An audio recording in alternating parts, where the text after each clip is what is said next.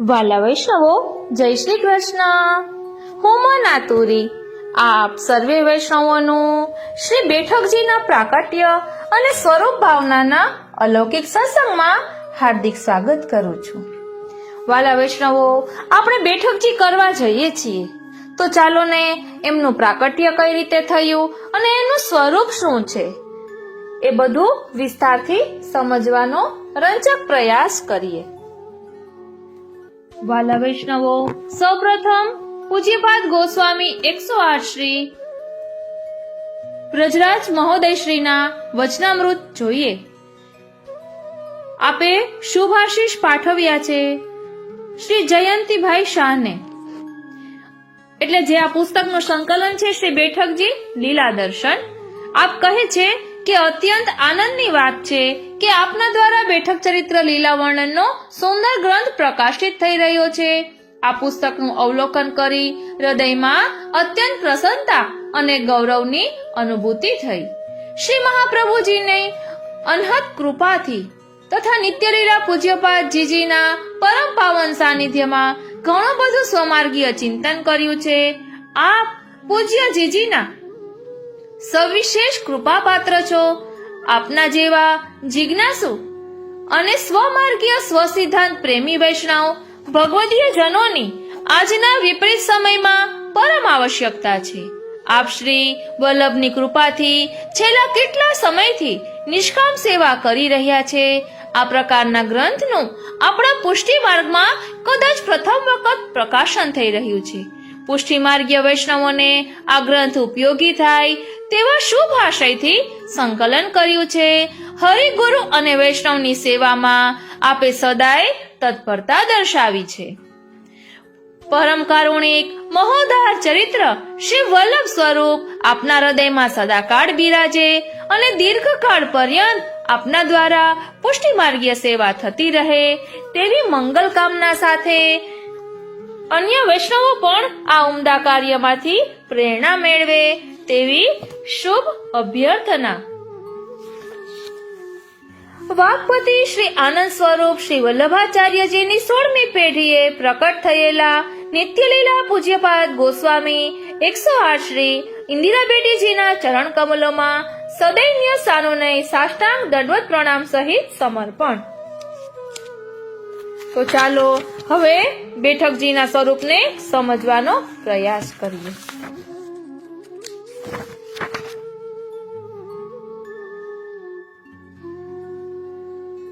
વાલા વૈષ્ણવો, સૌપ્રથમ આપણે મનની મૂંઝવણને દૂર કરીએ. અહીં પ્રશ્ન કર્યો છે કે બેઠકજીમાં મુખિયાજી બ્રહ્મસંબંધ મંત્ર બોલાવે છે તે બોલાય?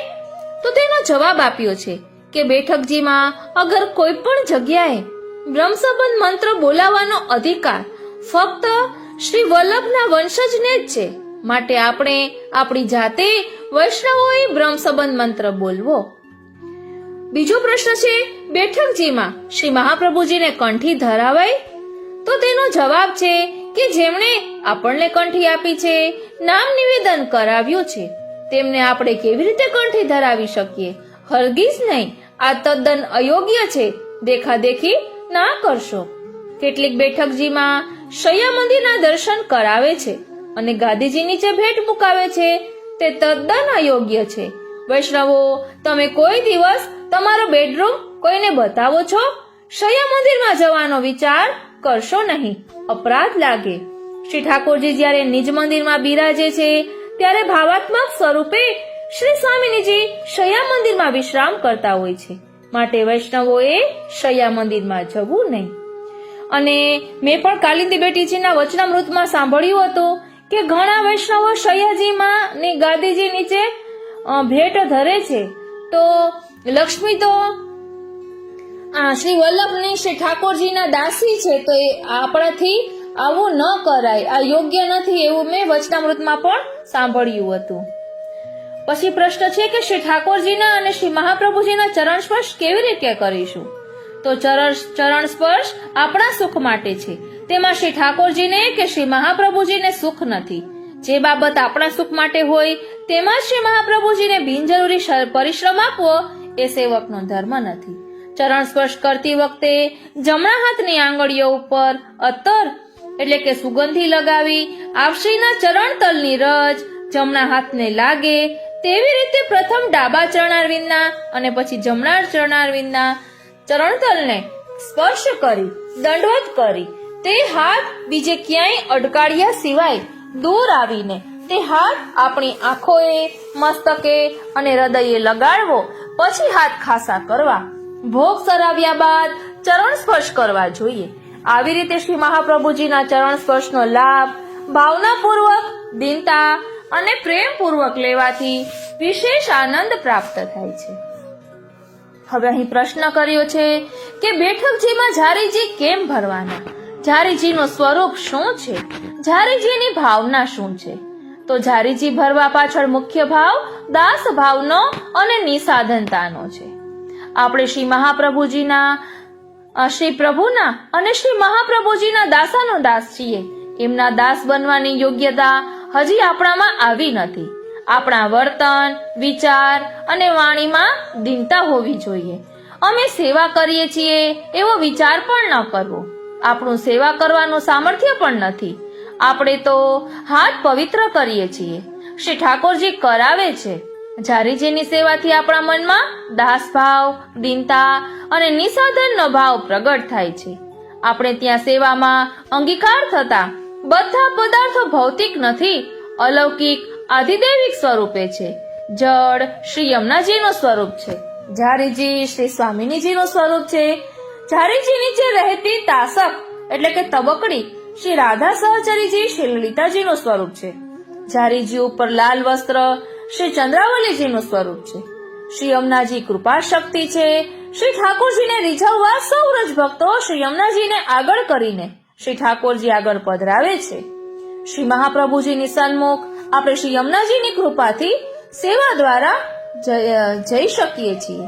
ઝારીજી ખાસા કરતી વખતે શ્રી યમુનાષ્ટકનો પાઠ કરવો અને ઝારીજી ભરતી વખતે શ્રી યમુનાજીના આવિર્ભાવ માટે આ શ્લોક બોલવો. ધ્યાન આપજો, ઝારીજી ખાસા કરતી વખતે શ્રી યમુનાષ્ટકનો પાઠ કરવો અને ઝારીજી ભરતી વખતે શ્રી યમુનાજીના આવિર્ભાવ માટે આ શ્લોક બોલવો. ઝારીજી ભરવાનો શ્લોક. પ્રિયારતિ શ્રમહરમ સુગંધી પરિશીતલમ યામુનમ વારી પાત્રેસ્મિન ભવ શ્રી કૃષ્ણ તાપરુત ઇદમ પાનીય પાત્રમ હિ વ્રજનાથાય કલ્પિતમ રાધાધરાત્મકત્વેન ભૂયાત તદુપમેવ તત. ભૂપાત તદુપમેવ તત. ભાવાર્થ, પ્રિયાજી સાથે વિહાર કરતા સ્નેહને કારણે શ્રમજલના નિવારણ કરવા માટે સુગંધિત તાપનાશક એવું શીતલ શ્રી યમુનાજલ આ ઝારીજી રૂપી પાત્રમાં શ્રી કૃષ્ણના તાપનાશક માટે પધરાવેલું છે.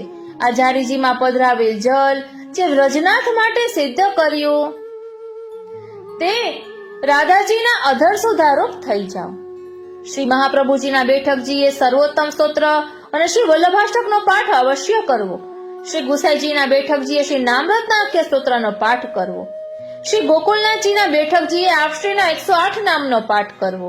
શ્રી હરિરાયજીના બેઠકજીએ આપશ્રીના 108 નામનો પાઠ કરવો. આમ જે સ્વરૂપના બેઠકજીએ જવાનું થાય તે સ્વરૂપના પાઠ કરવા જોઈએ, જેથી તે સ્વરૂપનું ધ્યાન અને સ્મરણ થઈ શકે છે તથા અલૌકિક આનંદ પ્રાપ્ત થાય છે. અને જે તે બેઠકજી પર જે તે સ્વરૂપને દંડવત કરવા જોઈએ.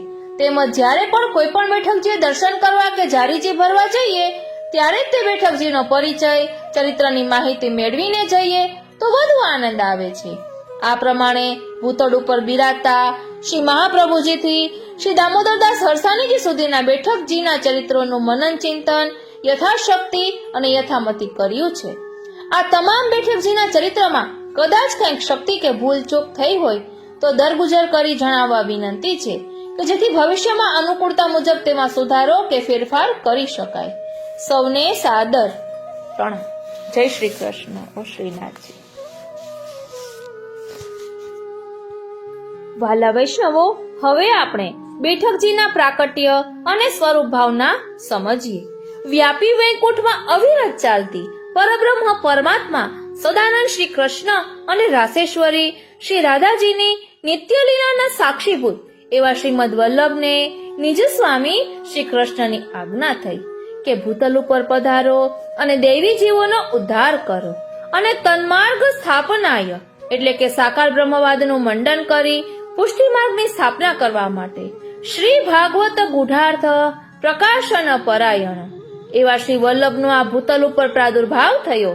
આપ શ્રી પ્રકટ્યા વિક્રમ સંવત 1535 ચૈત્રવદ 11 દિવસે છત્તીસગઢના રાયપુર જિલ્લાના ચંપારણ્ય નામે પ્રદેશમાં. આજથી 550 વર્ષ પૂર્વેના ભારતનો ખ્યાલ આજે આપણને આવવો મુશ્કેલ છે. તે સમયે આજની માફક માર્ગ વ્યવહારની સગવડો, પાકા રસ્તા, સડકો, બસ અને રેલવેની મુસાફરી, ધર્મશાળાઓની સુવિધાઓ ન હતી. બધો પ્રદેશ પણ આજની માફક સ્વચ્છ અને સુંદર ન હતો. કાંટા, ઝાંખરા અને ગાઢ વનરાજીથી આચ્છાદિત ભૂમિ ઉપર ખુલ્લા ચરણારવિંદે ચાલીને માત્ર 11 વર્ષની વયે નિજ સ્વરૂપનો ભાન ભૂલી અહંતા મમતામય સંસારમાં ભટકતા અને વિવિધ યોનિમાં રહેલા એવા પુષ્ટિજીવોને શોધી કાઢીને તેમને શરણમાં લઈ નિજ સ્વરૂપનું ભાન કરાવી એમનો ઉદ્ધાર કરવા માટે આપ શ્રીએ 20 વર્ષમાં 3 વખત સમગ્ર ભારતનું પરિભ્રમણ કર્યું. દુર્ગમ સ્થળો, ભયંકર વન પ્રદેશો, માનવ વસ્તી રહિત અનેક સ્થળો પસાર કરીને વૈષ્ણવો તથા અનેક દેવી જીવોને જન્મ મરણના ફેરામાંથી મુક્ત કરવા માટે આપ શ્રી સારાએ ભારતમાં ફર્યા. પોતે ઘણું કષ્ટ સહન કર્યું પુષ્ટિજીવોને પરમ આનંદનું દાન કરવા માટે.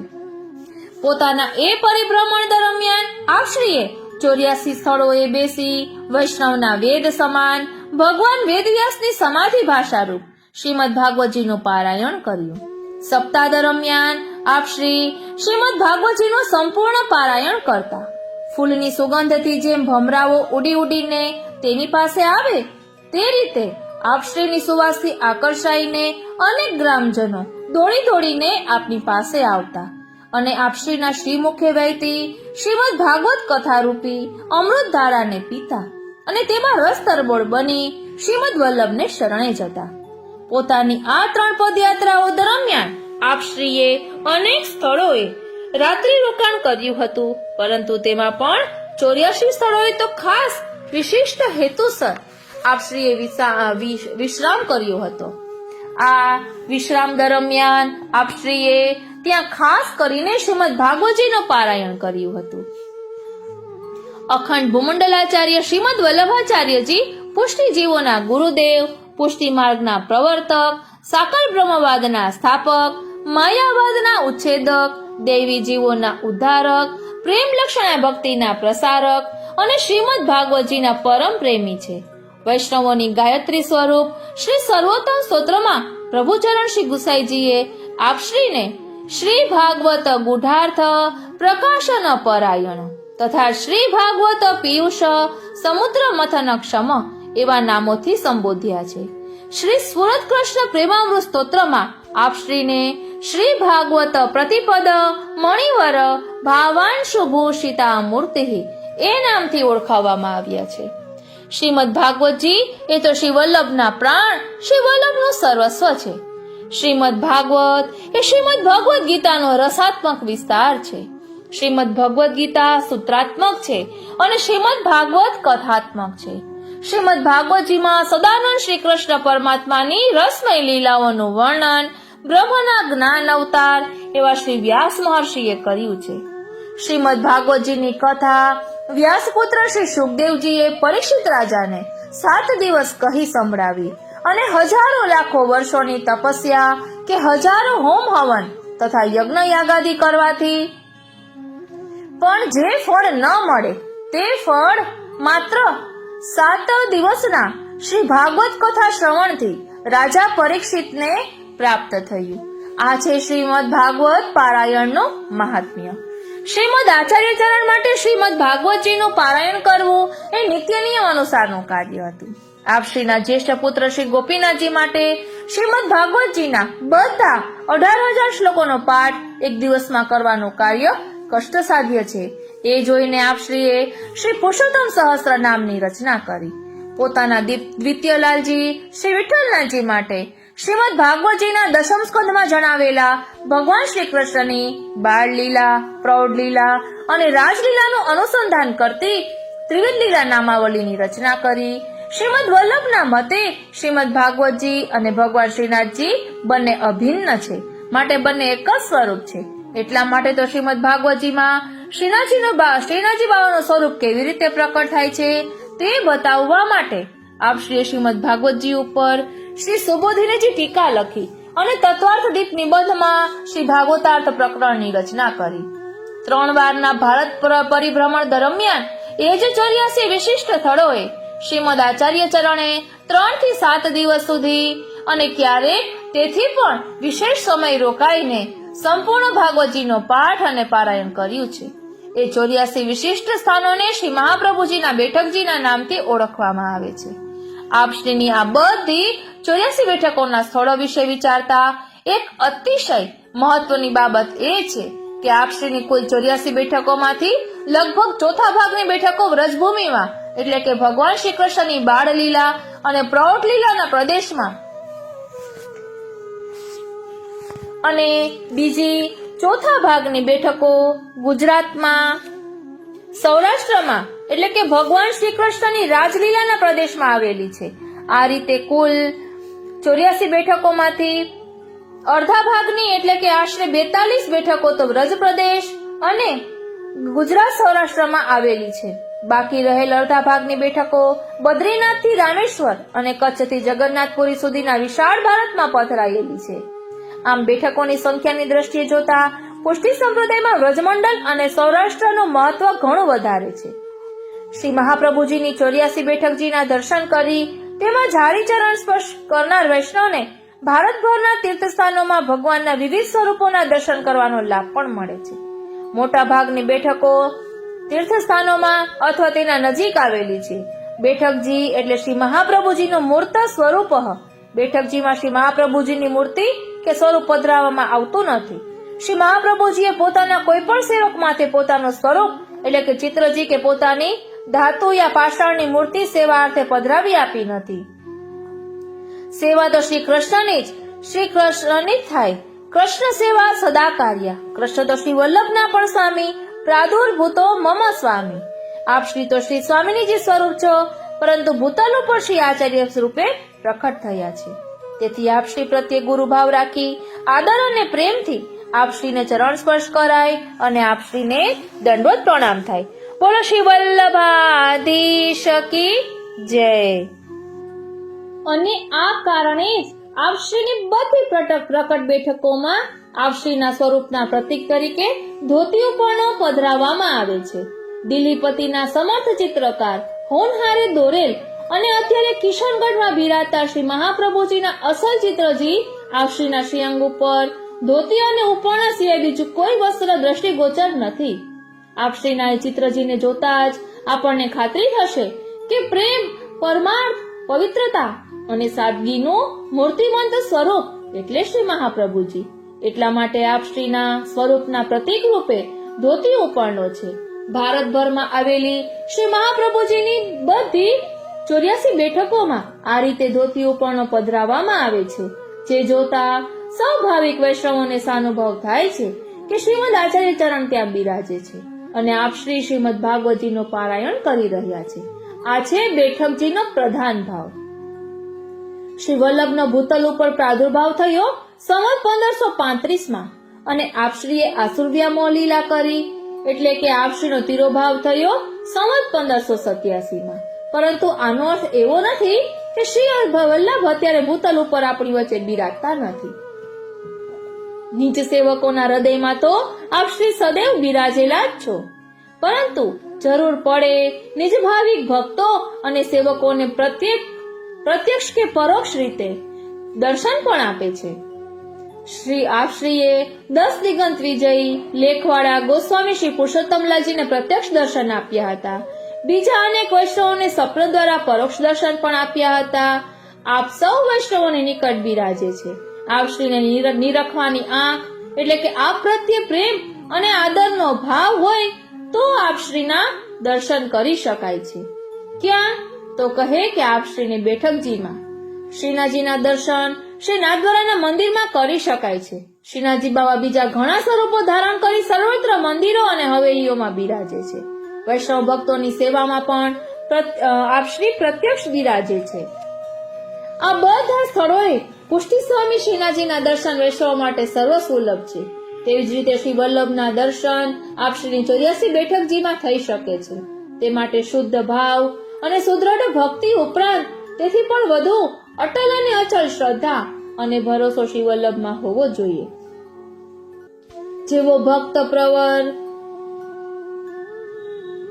સુરદાસજીને હતો તેવો ભરોસો, દ્રઢ ચરણના કેરો એવો ભરોસો શ્રી વલ્લભમાં હોય તો આપણા ગુરુદેવ શ્રી વલ્લભ દર્શન સહજ સુલભ છે.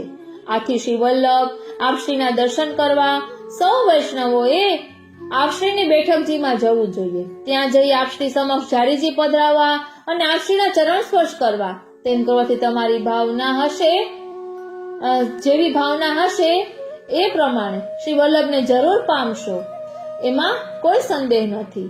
આપશ્રીનું ધોતી ઉપરના સ્વરૂપ પ્રત્યેક પ્રકટ બેઠકજીમાં બિરાજે છે. બેઠકજીમાં જઈ વૈષ્ણવો આપશ્રીના ચરણ સ્પર્શ કરે છે અને શ્રી યમુના જળનો ભાવ ધરી જારીજી પધરાવે છે. તેમનું કાર્ય કોઈ લૌકિક કાર્ય નથી, એ કઈ માત્ર દેખાવ પૂરતું કાર્ય નથી. જેના હૃદયમાં શુદ્ધ ભાવ છે તેવા વૈષ્ણવો માટે શ્રી વલ્લભ મહાપ્રભુજી ત્યાં પ્રત્યક્ષ બિરાજે છે. જો આપશ્રી ત્યાં બિરાજતા ન હોય તો વૈષ્ણવો કોના ચરણ સ્પર્શ કરે છે, કોની સન્મુખ જારીજી પધરાવે છે? શ્રી વલ્લભ નિજ બેઠકોમાં બિરાજે જ છે. એટલા માટે પ્રત્યેક વલ્લભી વૈષ્ણવે જીવનમાં એકવાર તો પોતાના ગુરુદેવ શ્રી વલ્લભની બેઠકજીમાં જઈ આપશ્રીના દર્શન કરી કૃતાર્થતા અનુભવવી જોઈએ. વૈષ્ણવ માત્રનો એ મનોરથ હોવો જોઈએ. એ મનોરથ સિદ્ધ થાય એટલે એને શ્રી મહાપ્રભુજીની પરમ કૃપાનું ફળ સમજવું જોઈએ.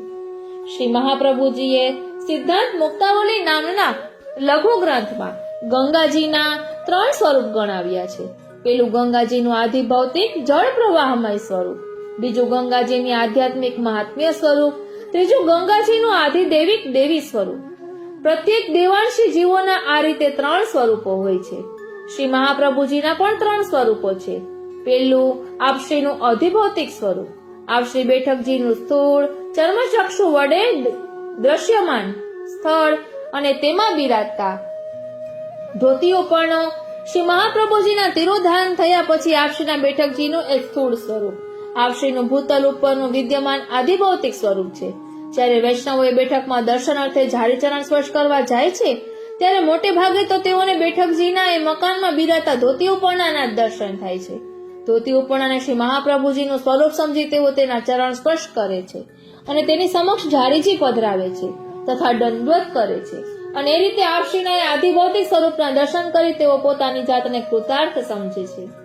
આધ્યાત્મિક સ્વરૂપની વાત કરીએ તો કેટલાક ભગવદીય ભાવિક વૈષ્ણવો કોઈ પણ બેઠકજીએ દર્શનાર્થે જતા પહેલા કોઈ અનુભવી વૈષ્ણવ પાસેથી અથવા સ્વમાર્ગીય કોઈ ગ્રંથમાંથી તે બેઠકજીનું ચરિત્ર વાંચી વિચારી તે બેઠકજીનું મહાત્મ્ય સમજવા પ્રયત્ન કરે છે. શ્રી મહાપ્રભુજીની પ્રત્યેક બેઠકજીનું આગવું ચરિત્ર છે. એ ચરિત્ર સમજવાથી ચરિત્ર નાયક શ્રી મહાપ્રભુજીના મહાત્મ્ય સ્વરૂપને ઓળખી શકે છે અને એ છે શ્રી મહાપ્રભુજીનું આધ્યાત્મિક સ્વરૂપ. ઘણા ઓછા વૈષ્ણવો શ્રી મહાપ્રભુજીના એ આધ્યાત્મિક સ્વરૂપના દર્શન કરે છે. ત્રીજું છે આધિદેવિક સ્વરૂપ. શ્રી મહાપ્રભુજી તો નિત્ય લીલાના સાક્ષીભૂત છે.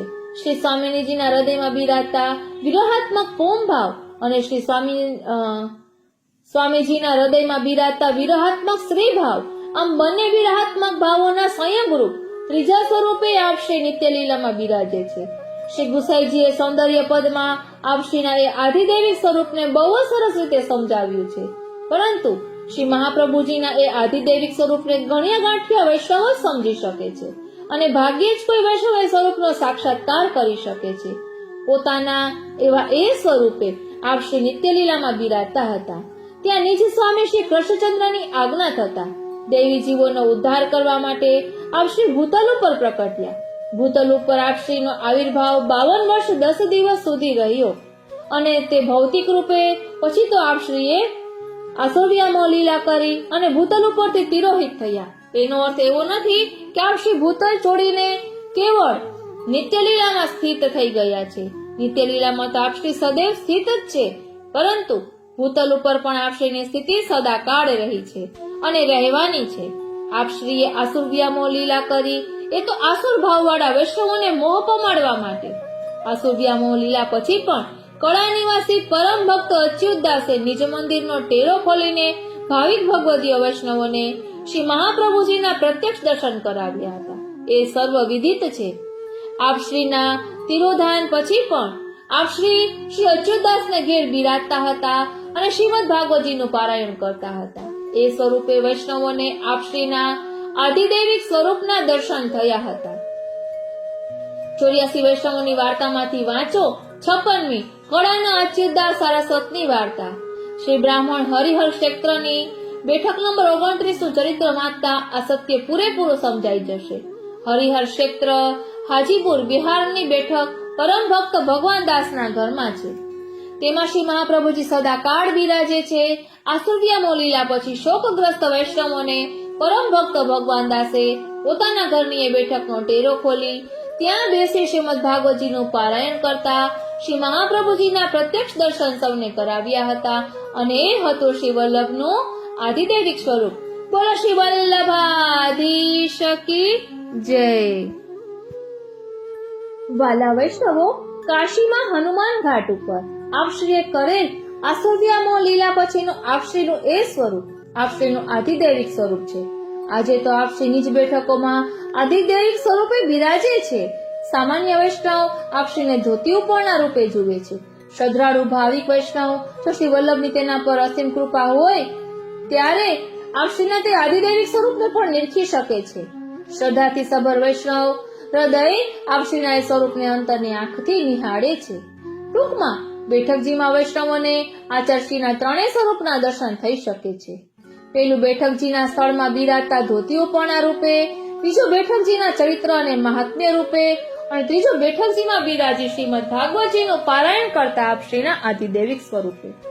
અલબત્ત એ ત્રણેય સ્વરૂપોના દર્શન કરવા માટે શ્રી મહાપ્રભુજીમાં વૈષ્ણવોની ચાતક ભાવની શ્રદ્ધા અને પ્રેમ હોવા ઉપરાંત તેમના ઉપર શ્રી મહાપ્રભુજીનો અનુગ્રહ થવો ખૂબ જ જરૂરી છે.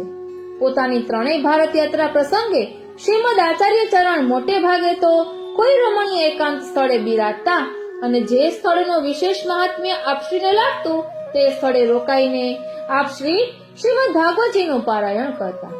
એકાદ સપ્તાહમાં શ્રીમદ ભાગવતજીનું પારાયણ કરવું અને શ્રોતાજનોને પોતાની અલૌકિક વાણી વડે શ્રીમદ ભાગવત રૂપી અમૃતનું પાન કરાવવું એ આપશ્રીનું જીવન કાર્ય હતું. ભાગવત કથામૃત પીરસતા દિવસ આખો વ્યતીત થઈ જાય. શ્રીમદ ભાગવતજીનું પારાયણ કરતા શ્રી મહાપ્રભુજીના ચરણ સ્પર્શ કરવાનો લાવો મળે તો વૈષ્ણવોના પરમ સૌભાગ્યની નિશાની છે. ચારીજી ભરવાના કાર્ય દ્વારા વૈષ્ણવો નિજ ગુરુદેવ શ્રી વલ્લભને ભાગવત પારાયણ દરમિયાન લાગતી તૃષાને छिपाવવા માટે જળ ભરેલી લોટીજી આપશ્રી સમક્ષ ધરવાનો ભાવ પ્રદર્શિત કરે છે. યમુના જલના ભાવથી તેઓ ઝારીજી ભરીને શ્રી વલ્લભ સમક્ષ પધરાવે છે. સામાન્ય રીતે ઝારીજી તાંબાના હોય છે. તાંબાના પાત્રમાં જળ વધુ ઠંડુ અને નિર્વિકાર રહે છે. ઝારીજી ભરનાર વૈષ્ણવ ઝારીજીમાં યમુના જળ ભરવાનો ભાવ રાખે છે. એટલા માટે ઝારીજી ભરતી વખતે શ્રી યમુનાષ્ટકના પાઠ દ્વારા શ્રી યમુનાજીને આવાહન કરે છે અને ઝારીજીમાં જળ સ્વરૂપે પધારવા વિનંતી કરે છે. જો તેનો ભાવ શુદ્ધ હોય તો શ્રી યમુનાજી ઝારીજીમાં જળ રૂપે પધારે છે અને જો શ્રી યમુનાજી ઝારીજીમાં પધારતા હોય તો શ્રી યમુનાજીને વસ્ત્ર પરિધાન કરાવવું જોઈએ. તે માટે ઝારીજી ઉપર બહુધા લાલ વસ્ત્ર લપેટવામાં આવે છે. એ વસ્ત્રમાં શ્રી યમુનાજીને સાડી ધરાવવાનો ભાવ રહેલો છે. બેઠકજીમાં ઝારી ચરણ સ્પર્શ કરવા ઈચ્છતા વૈષ્ણવો અપ્રસના નહીં અપ્રસના વસ્ત્રો પહેરે છે. પછી તિલક કરી ચરણામૃત લઈ ફળ આદિ સૂકો મેવો અથવા મિશ્રીની સામગ્રી સિદ્ધ કરે છે. પછી હાથ ખસા કરી ઝારીજીમાં યમુનાજીના ભાવથી જળ ભરી તેને લાલ વસ્ત્ર એટલે સાડી રૂપી વસ્ત્ર લપેટે છે. ત્યારબાદ બેઠકજીમાં બિરાજતા શ્રી મહાપ્રભુજીના સ્વરૂપ પાસે જઈ ઝારીજી અને સામગ્રી તેમની સમક્ષ પધરાવે છે અને પછી શ્રીમદ આચાર્ય ચરણ તેમને ધરાવેલ સામગ્રી તથા પધરાવેલ યમુના જળનો અંગીકાર કરે તેની રાહ જોતા તેઓ થોડે દૂર બેસી ષોડશ ગ્રંથોમાંથી ખાસ કરીને સિદ્ધાંત રહસ્ય, નવરત્ન, કૃષ્ણાશ્રય કે ચતુશ્લોકી જેવા ગ્રંથોનો પાઠ કરે છે અને સર્વોત્તમ સૂત્રનું રટણ કરે છે. થોડાક સમય પછી તેઓ શ્રી મહાપ્રભુજીની ગાદી પાસે જાય છે. ગાદીની સન્મુખ થઈ શક્ય હોય તો અને જો કંઠસ્થ હોય તો પોતાની જાતે અથવા શ્રી વલ્લભના વંશજ દ્વારા અથવા કોઈ વૈષ્ણવના મુખેથી સાંભળીને ગદ્ય મંત્ર બોલી તે દ્વારા આત્મનિવેદન કરે છે. નિવેદનમ તુ સ્મર્તવ્યમ સર્વથા તાદૃશેર જનૈ. અને એ રીતે પુષ્ટિ સ્વામી શ્રી કૃષ્ણ પાસે પોતે કરેલ આત્મનિવેદન એટલે કે શ્રી ગુરુદેવ પોતાને કરાવેલ બ્રહ્મ સંબંધના ભાવને તાજો કરે છે. ત્યાર પછી વૈષ્ણવો શ્રી વલ્લભની ગાદીજી સમક્ષ ઉભા રહી ખાસા કરેલ બંને હાથ ચત્તા રાખી તે વડે ધોતી ઉપરનો ભાવપૂર્વક સ્પર્શ કરે છે. એ રીતે તેઓ શ્રી મહાપ્રભુજીના ચરણ સ્પર્શ કર્યાનો ભાવ અનુભવે છે. પછી તેઓ ગાદીજીની પ્રદક્ષિણા કરે છે. પ્રદક્ષિણા કરતા કરતા તેઓ શ્રી આચાર્યજીને તેમને આપેલ અષ્ટાક્ષર મહામંત્ર શ્રી કૃષ્ણ શરણમ મમનું રટણ કરતા રહે છે. એ રીતે તેઓ શ્રીમદ આચાર્ય ચરણની આજ્ઞાનું આંશિક પાલન કર્યાનો સંતોષ અનુભવે છે. શ્રી વલ્લભની આજ્ઞા છે તસ્માત સર્વાત્મના નિત્યમ શ્રી કૃષ્ણ શરણમ મમ વદદ્ભિરેવ સતતમ સ્થેયમિત્યેવ મે મતિઃ. અંતે શ્રી મહાપ્રભુજીએ અંગીકાર કરેલ સામગ્રી અને ઝારીજીનું જળ આવશ્રીની પ્રસાદી રૂપ સમજી ત્યાં હાજર રહેલા વૈષ્ણવોને વહેંચે છે. પછી પોતે પણ તે પ્રસાદ લે છે. બેઠકજીમાં ઝારી ચરણ સ્પર્શ કરવા માટે ઝારી ચરણ સ્પર્શ કરતા પહેલા ઉપવાસ પણ કરવો જરૂરી છે. નરોડા જેવી બેઠકજીમાં આગલા આખા દિવસનો ઉપવાસ કર્યા પછી જ ઝારીજીને ચરણ સ્પર્શ કરી શકાય છે. પરંતુ બધી બેઠકજીઓમાં થોડા ઘણા ફેરફાર સિવાય ઝારી ચરણ સ્પર્શનો સામાન્ય વિધિ ઉપર બતાવ્યા પ્રમાણે હોય છે. પુષ્ટિ માર્ગ ક્રિયાનો માર્ગ નથી પણ ભાવનો માર્ગ છે. તેથી કોઈને આ બધી ક્રિયાઓમાં ઔપચારિકતા દેખાય તેમને લાગે કે અહીં મહત્વ ભાવનું છે, પછી આવી બધી ક્રિયાઓ શા માટે? પરંતુ ઔપચારિક હોય તો આ બધી ક્રિયાઓ અનિવાર્યપણે આવશ્યક છે. આવી ક્રિયાઓ દ્વારા દેહ શુદ્ધિ થાય છે અને દેહ શુદ્ધિ દ્વારા મનની શુદ્ધિ સાધી શકાય છે. તેથી જ પ્રશ્ન સ્નાન આદિ ક્રિયાઓ અત્યંત જરૂરી છે. અલબત્ત એ બધી ક્રિયાઓ સાથે તેને અનુરૂપ ભાવ ન હોય તો કેવળ ક્રિયા દ્વારા ભરેલી ઝારીજી અને કરેલ ચરણ સ્પર્શ જે વૈષ્ણવના મનને ભલે સંતોષ આપે પરંતુ તેના હૃદયને તે સંતોષ આપી શકતો નથી. શ્રી મહાપ્રભુજીની 84 બેઠકો ભારતભરમાં બધે પ્રગટ રૂપમાં વિદ્યમાન છે.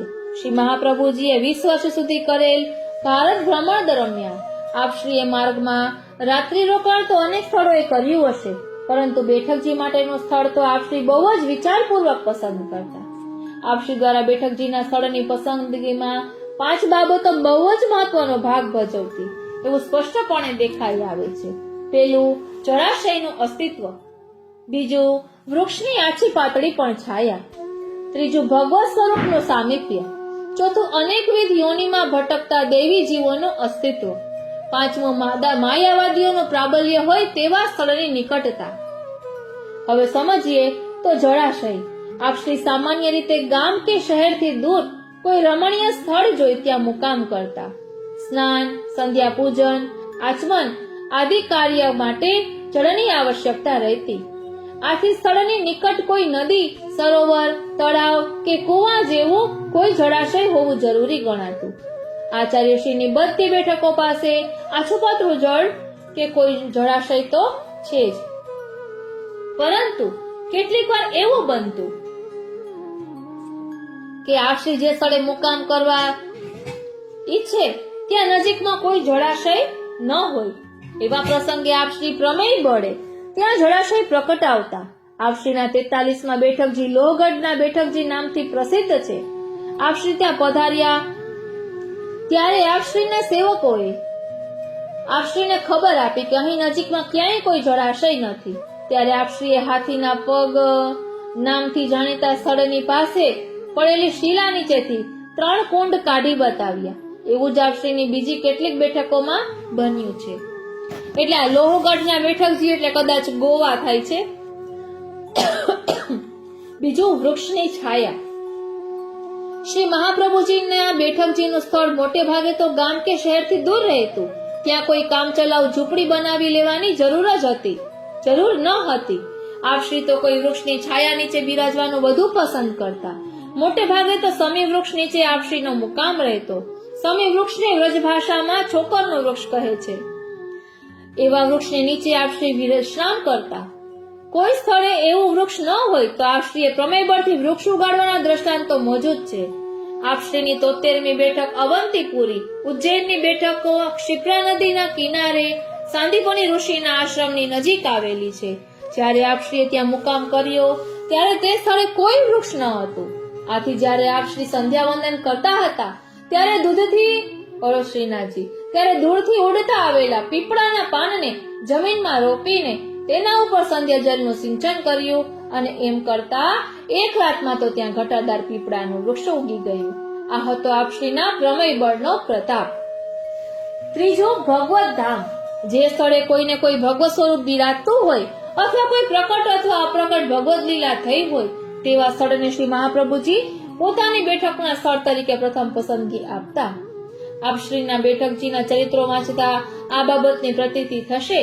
બ્રજમંડળમાં આવેલી આપ શ્રીની બધી બેઠકો કૃષ્ણલીલાના સ્થળો તરીકે પ્રખ્યાત છે અને ચિત્રકૂટ, અયોધ્યા, રામેશ્વર, પંચવટી, લક્ષ્મણ બાલાજી, શ્રીરંગજી, વિષ્ણુકાંચી, પંપા સરોવર, દ્વારકાપુરી, હરિદ્વાર, બદ્રિકાશ્રમ, કેદારનાથ આદિ સ્થળો ભગવત ધામ તરીકે ભારતભરમાં જાણીતા છે. ચોથું, અનેકવિધ યોનિમાં રહેલા તામસી પરંતુ દૈવી જીવોનું અસ્તિત્વ. શ્રી મહાપ્રભુજીનું પ્રાકટ્ય મુખ્યત્વે તો દૈવી જીવોનો ઉદ્ધાર કરવા માટે થયું છે. શ્રી મહાપ્રભુજીએ પ્રબોધેલ માર્ગ શરણ અને વરણનો માર્ગ છે. પોતાના બ્રહ્મના અંશ અને શ્રી કૃષ્ણના દાસ સ્વરૂપને ભૂલીને સાંસારિક સુખોમાં આસક્ત બની ભાન ભૂલી ભમતા દૈવી જીવોને શરણમાં લેવા અને તેમનું વરણ કરવા માટે આપશ્રીએ આખા ભારતની 3 વાર પરિક્રમા કરી. એટલા માટે તો આપશ્રી સામે ચાલીને ભયંકર વન્ય પ્રાણીઓથી ભરેલા અત્યંત દુર્ગમ સ્થળોમાં પણ પધાર્યા છે. આપશ્રી આપની સર્વજ્ઞતા વડે તે સ્થળોએ રહેલા એવા જીવોનું અસ્તિત્વ પામી જતા હતા. ત્યાં જઈને આપશ્રીએ પશુ, પક્ષી, કીટક આદિ તામસી જીવોનો પણ ઉદ્ધાર કર્યો છે. આપશ્રીની પદરજના પ્રતાપથી એવા અસંખ્ય જીવોનો ઉદ્ધાર કર્યાની હકીકત બેઠક ચરિત્રના વાંચન ઉપરથી જાણવા મળે છે. પન્ના ઋષિજીની બેઠક તથા મલ્યાચલ પર્વતની બેઠક જેવી ઘણી બેઠકોમાં આપશ્રીએ નીચ પદરજના પ્રતાપે તામસી જીવોનો ઉદ્ધાર કર્યો છે. પાંચમો છે, માયાવાદીઓનું પ્રાબલ્ય હોય તેવું સ્થળ. આપશ્રીના પ્રાકટ્યનું બીજું પ્રધાન કારણ છે માયાવાદને નષ્ટ કરવાનું. આપશ્રીએ માયાવાદને નષ્ટ કરીને સાકાર બ્રહ્મવાદની પ્રતિષ્ઠા કરી છે. તે માટે કાશીપુરી ઉપરાંત બીજા 3 મહત્વના સ્થળોએ આપશ્રીએ શાસ્ત્રાર્થ કરીને માયાવાદીઓને હાર આપી છે. યથા પેલું, ઓરછાનામાં ઘટ સરસ્વતી સામે શાસ્ત્રાર્થ કરીને તેને હરાવ્યો. પરિણામે ઓરછા નરેશે આપશ્રીનો કંકાભિષેક કર્યો હતો. બીજું, જગન્નાથપુરીમાં માયાવાદીઓ સહિત અન્ય ધર્માવલંબીઓ સામે શાસ્ત્રાર્થ કરી માયાવાદીઓનું ખંડન કર્યું હતું. વિદ્યાનગરમાં માયાવાદીઓ સહિત બીજા અનેક ભિન્ન મતવાદીઓ સામે શાસ્ત્રાર્થ કરી બ્રહ્મવાદનું પ્રસ્થાપન કર્યું હતું. જેને પરિણામે રાયકૃષ્ણદેવરાય એ આપશ્રીનો ભારે દબદબાથી કંકાભિષેક કર્યો હતો. પરંતુ એનો અર્થ એવો નથી કે આખા ભારત વર્ષના માયાવાદીઓએ આપશ્રીનું શરણ સ્વીકાર્યું હતું. આથી આપશ્રી ભારત યાત્રાઓ દરમિયાન માયાવાદીઓના ગઢ ગણાતા સ્થળોએ મુકામ કરતા અને તેમની સાથે શાસ્ત્રાર્થ કરી માયાવાદનું ખંડન કરતા. તેમાંના ઘણા આપશ્રીનું શરણ લઈ શુદ્ધાદ્વૈત બ્રહ્મવાદનું પાલન કરતા. બેઠક ચરિત્ર વાંચતા એક વાત સ્પષ્ટપણે દેખાઈ આવે છે કે પ્રત્યેક બેઠકજીનો પોતાનો આગવો ચરિત્ર છે. લગભગ દરેક બેઠકજીના સ્થળે શ્રી મહાપ્રભુજીના દિવ્ય સ્વરૂપને ચરિતાર્થ કરતો કોઈને કોઈ પ્રસંગ બનતો હોય છે. જ્યાં એવો કોઈ પ્રસંગ પ્રકટ રૂપે ન હોય ત્યાં આપશ્રીએ કાં તો આપશ્રીની પદરજના પ્રતાપે અનેકવિધ તામસી જીવોનો ઉદ્ધાર કર્યો હોય અથવા માયાવાદીઓ સાથે શાસ્ત્રાર્થ કરી તેમને હરાવ્યા હોય એવો પ્રસંગ તો બને જ. કારણ કે આપશ્રીના પ્રાકટ્યનો હેતુ હતો. એ દ્વારા પણ આપશ્રીના અલૌકિક સ્વરૂપનું ભાન આપણને થઈ શકે છે. જેમ કે બહુલાવનમાં પથ્થરની બહુલા ગાય પાસે ઘાસ ખવડાવ્યું અને તામ્રવર્ણની નદીની બેઠકમાં સુવર્ણના પૂતળા પાસે આંગળી ઊંચી કરાવી સંકેતથી તેને પરાસ્ત કર્યું. બેઠકજીના ચરિત્રો વાંચતા બીજી પણ કેટલીક સમજવા જેવી બાબતો તરફ ધ્યાન આપવું જરૂરી બને છે. પહેલી બાબત એ છે કે બેઠકજીના જે સ્થળે ભગવત સ્વરૂપ બિરાજતું હોય તે સ્વરૂપ શ્રી મહાપ્રભુજીની ભાગવત કથા સાંભળવા અવશ્ય પધારે છે. તેનું કારણ સ્વયં સ્પષ્ટ છે. શ્રીમદ ભાગવતજી શ્રીનાથજી બાવાનું સ્વરૂપ છે. તેમાં ભગવાન શ્રી કૃષ્ણની સર્ગ વિસર્ગ આદિ દશવિધ લીલાઓનું વર્ણન કરવામાં આવ્યું છે.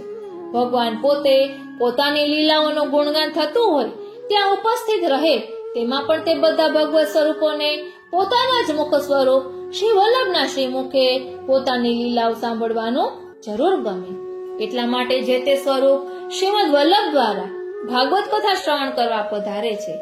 બીજી બાબત એ કે બેઠકજીના સ્થળે અથવા બેઠકજીના સ્થળની નજીક જો ભગવાન શંકર બિરાજતા હોય તો તેઓ પણ આપશ્રી દ્વારા થતા શ્રીમદ ભાગવતજી પારાયણને શ્રવણ કરવા પધારે. તેનું કારણ પણ એટલું જ સ્પષ્ટ છે. ભગવાન શંકર પરમ વૈષ્ણવ છે. જ્યારે જ્યારે ભગવાનને ભૂતલ ઉપર પ્રકટ થવાનું ઉચિત લાગ્યું છે ત્યારે તેમના તે સ્વરૂપના દર્શન કરવા તેઓ લાલાયિત બની ગયા છે. શ્રીમદ ભાગવતજીમાં યોગેશ્વર કૃષ્ણના મધુર મિલનનો પ્રસંગ વર્ણવવામાં આવ્યો છે.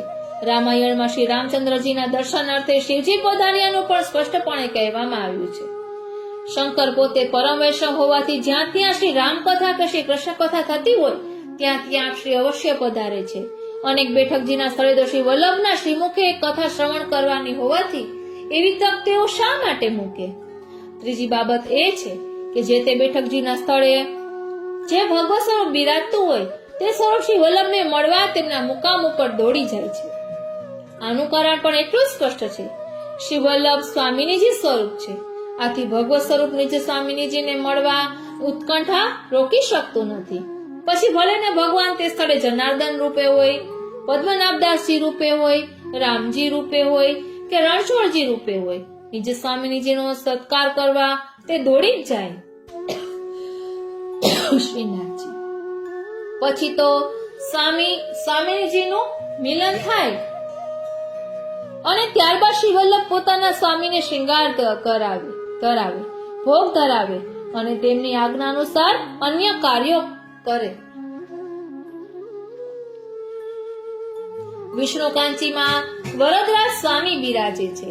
વરદરાજ સ્વામીના મંદિરના પગથિયા ઉપર શ્રી જયદેવ કવિનું ગીત ગોવિંદનું લખાણ કોતરેલું છે. તેથી શ્રી વલ્લભને ભગવત સ્વરૂપ ઉપર પગ મૂકી મંદિરમાં જવાનું ઉચિત ન લાગ્યું.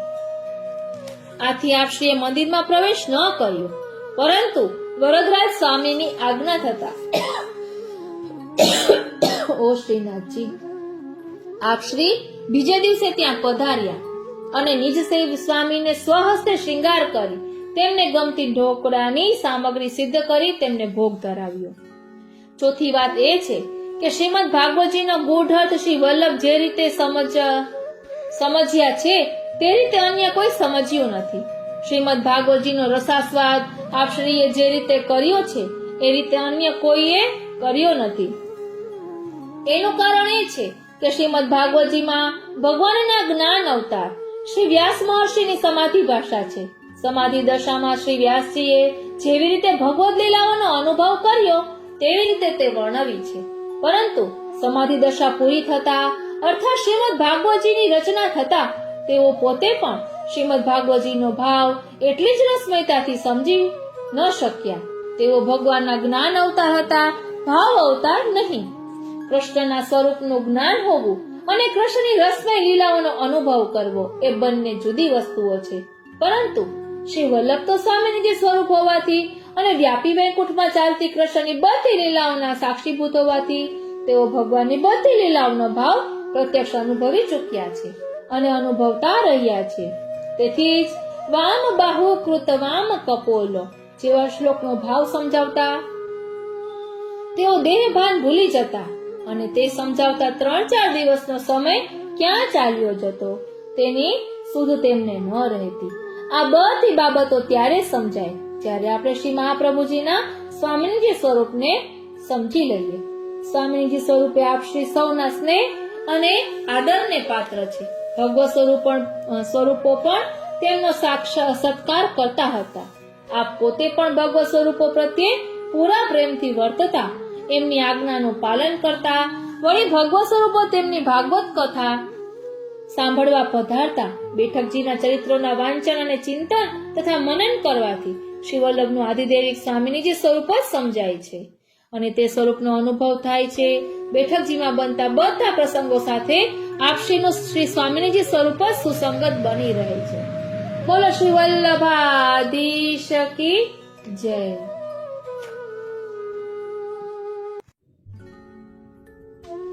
બોલો શ્રી વલ્લભાધીશ કી જય. શ્રી વલ્લભના લાડીલા વૈષ્ણવોને મારા જય શ્રી કૃષ્ણ. અત્યારે નરોડા બેઠકજીના દર્શન કરવા જઈ રહ્યા છીએ. અમે થોડાક દિવસ પહેલા અમદાવાદ ગયા હતા, તો મારી ભાણેજ અમને ત્યાં નરોડા બેઠકજીએ દર્શન કરવા લઈ ગઈ હતી. તો ત્યાં જેટલી આજ્ઞા હતી એટલું શૂટિંગ કર્યું છે, તો ચાલો તેની માનસી કરીએ. આજે નિર્જળા એકાદશી છે, તો ચાલો ને થોડુંક શ્રી મહાપ્રભુજીનું ધ્યાન ધરી લઈએ. અહીં શ્રી ગિરિરાજજી બિરાજે છે. ખૂબ જ સુંદર અલૌકિક દર્શન થાય છે. એટલે આપણે ગિરિરાજજીના શ્રૃંગાર ધરાવતા હોય તેવા દર્શન પણ કરીશું. એટલી શાંતિ ત્યાં લાગે કે એમ થાય કે અહીંયા જ રહીએ, બીજે ક્યાંય ન જઈએ. એટલું અલૌકિક વાતાવરણ. વડોદરાવાળા દ્વારકેશલાલજી ની માથે આ બેઠકજી બિરાજે છે. આપણે ગૌશાળાની ઝાંખી કરીએ. બોલો ગૌ માતા કી જય. ગૌશાળામાં ગાયોને જોઈને અલૌકિક આનંદની અનુભૂતિ થાય. વૈષ્ણવો ત્યાં ઢેલ કરતા હોય છે. હવે મુખ્ય બાવા શ્રી ગિરિરાજજીને શ્રૃંગાર ધરાવી રહ્યા છે, તેની આપણે ઝાંખી કરીએ. એટલા સુંદર અલૌકિક દર્શન છે કે ન પૂછો વાત. મુખ્ય બાવા ઠાકોરજીને શ્રી ગિરિરાજજીને સ્નાન કરાવ્યા બાદ વસ્ત્ર ધરાવી રહ્યા છે અને શ્રૃંગાર ધરાવી રહ્યા છે. બોલો શ્રી ગિરિરાજ ધરણ કી જય. ત્યાં ગિરિરાજ ચાલીસા, ગિરિરાજ ધૈર્યાષ્ટક આ બધું જ વૈષ્ણવો ત્યાં બોલી રહ્યા હતા અને શ્રૃંગાર ધરાવતી વખતે શ્રૃંગારના પદ આવી છું સેવાને કાજ, ફૂલડા લાવી છું છાબમાં. ત્યાં વૈષ્ણવો આ પણ ગાઈ રહ્યા હતા. આપણે બેઠકજીની ઝાંખી કરીએ. મહાપ્રભુજીના બેઠકજી અને ગુસાઈજીના બેઠકજી અહીં બિરાજે છે, પરંતુ તે દર્શનની આજ્ઞા નથી. ગિરિરાજજીના ઝાંખીના શૂટિંગ કરવાની આજ્ઞા હતી, એટલે આપણે તે કર્યું છે. બોલો શ્રીનાથજી પ્યારે કી જય. બોલો શ્રી વલ્લભાધીશ કી જય. આપણે ઝાંખી કરીએ અને ગિરિરાજજીની માનસી કરીએ. લાલન કેટલા બધા બિરાજે છે તેની પણ ઝાંખી કરીએ. ગિરિરાજજીની પરિક્રમાનો પણ ખૂબ જ સુંદર મહિમા છે. ગિરિરાજજીને શ્રી સ્વામિનીજીનો મનોરથનું સાક્ષાત સ્વરૂપ કહેવામાં આવે છે. ઉષ્ણકાળના દિવસો ચાલી રહ્યા છે, એટલે તેવા પ્રકારના વસ્ત્ર શ્રી ગિરિરાજજીને ધરાવવામાં આવ્યા છે. વૈષ્ણવો ખૂબ જ પ્રેમથી ત્યાં ટેલ કરી રહ્યા હતા. શ્રી ગિરિરાજજીને શ્રૃંગાર ધરાવ્યા પછી ગિરિરાજજીને ભોગ ધરવામાં આવ્યું હતું, એટલે ભોગ ધર્યા તે શૂટિંગ નહોતું કર્યું અને ત્યારબાદ ફરી પાછું શૂટિંગ કર્યું હતું. બોલો શ્રી ગોવર્ધનનાથ કી જય. શ્રી ગિરિરાજજીને નકવેસર, કુંડલ, માલાજી બધું જ ધરવામાં આવ્યું અને ફૂલના માલાજી એટલા સુંદર કે આપણને એમ થાય કે બસ આ ઝાંખી કર્યા જ કરીએ અને આપણા આત્મપટલ પર આ દર્શનને ધારણ કરીએ. આપણા પુષ્ટિ માર્ગમાં કહેવાય છે કે કંઈ પણ મનોરથ કરવો હોય ને તો શ્રી ગિરિરાજજી પાસે કરવો. એ હરિદાસવર્ય છે. શ્રી હરિદાસવર્ય ગિરિરાજ ગોવર્ધનાય નમઃ એની માળા પણ ઘણા વૈષ્ણવો કરતા હોય છે. ગિરિરાજજીને ભોગ ધર્યા પછી ભોગનું પદ બોલવામાં આવ્યું હતું. આપણે શ્રી ગિરિરાજજીની ઝાંખી કરીએ. શ્રૃંગાર અને માલાજી બધું ધરાવ્યું છે, જાણે સાક્ષાત શ્રીનાથજી બિરાજતા હોય ને એવું જ લાગી રહ્યું છે. શ્રીનાથજી ચરિત્રામૃતમાં પણ આવે જ છે ને કે શ્રી ગિરિરાજજીને જોઈને વૈષ્ણવો કહે છે કે આપ તો દેવદમન જેવા જ લાગો છો. આપણે ઝાંખી કરીએ. હવે જે દર્શન થઈ રહ્યા છે તે શ્રી ગિરિરાજજીને ભોગ ધરાવ્યા પછી જે દર્શન ખુલ્યા હતા તે દર્શન છે. શ્રી ગિરિરાજજીની પરિક્રમા પણ કરવી જોઈએ. શ્રી ગિરિરાજ ભક્તોના મનોરથ પૂર્ણ કરવા માટે આપણી સામે સાક્ષાત આરોગ્ય છે. શ્રી મહાપ્રભુજી અને શ્રી ગુસાઈજી બિરાજે છે, તેના પણ આપણે દર્શન કર્યા. બેઠકજીના દર્શન ની આજ્ઞા ન હતી એટલે આપણે નથી કર્યા, પરંતુ ગિરિરાજજી ના દર્શન કરીએ એટલે બધાની સુધી આવે જ. ગિરિરાજને આશ્વાસ દીધો ધરી કોમલ ચરણ હરખે તે સામા આવ્યા શ્રી ગોવર્ધન ઉદરણ. કારણ કે શ્રીનાથજી અને શ્રી મહાપ્રભુજીનું પ્રથમ મિલન શ્રી ગિરિરાજજી પર જ થયું છે ને. અહીં આપણે દ્વારકેશલાલજીની ઝાંખી કરી રહ્યા છીએ. દ્વારકેશલાલજી નરોડાના બેઠકજીએ મહાપ્રભુજીને શ્રૃંગાર ધરાવી રહ્યા હતા, અને હવે આપણે ઝાંખી કરી રહ્યા છીએ શ્રી ગુસાઈજીની ગોદીમાં ભાઈલા કોઠારીના જમાઈ ગોપાલદાસ બેઠા છે અને શ્રી ગુસાઈજી ચરવી તાંબુલ આપે છે. એ બંને ભાવ દર્શન આપણે વિસ્તારથી કરીશું. શ્રી નરોડા બેઠક ચરિત્ર. अहमदाबाद 69वीं बैठक. श्री आचार्य जी महाप्रभु की बैठक नरोड़ा में गोपालदास के घर में है. वहाँ आप बिराजे. वहाँ आपने गोपालदास को साक्षात स्वरूपानंद का अनुभव करवाया. पीछे आपने नाम देने की आज्ञा दी. तब गोपालदास ने विनती की, महाराज अब आप कृपा करके मेरे को एक भगवत स्वरूप पधरा दो.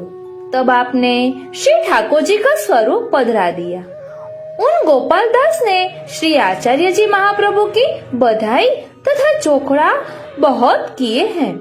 वे गोपालदास जी आनंद में मग्न रहते थे. पीछे श्री आचार्य जी ने सप्ताह पारायण की. तब अनिर्वचनीय सुख हुआ. उसके पीछे आपने नरोड़ा से विजय की. वहां से आप गोधरा पधारे. આ રીતે અહીં નરોડા બેઠકજીનું ચરિત્ર વિરમે છે.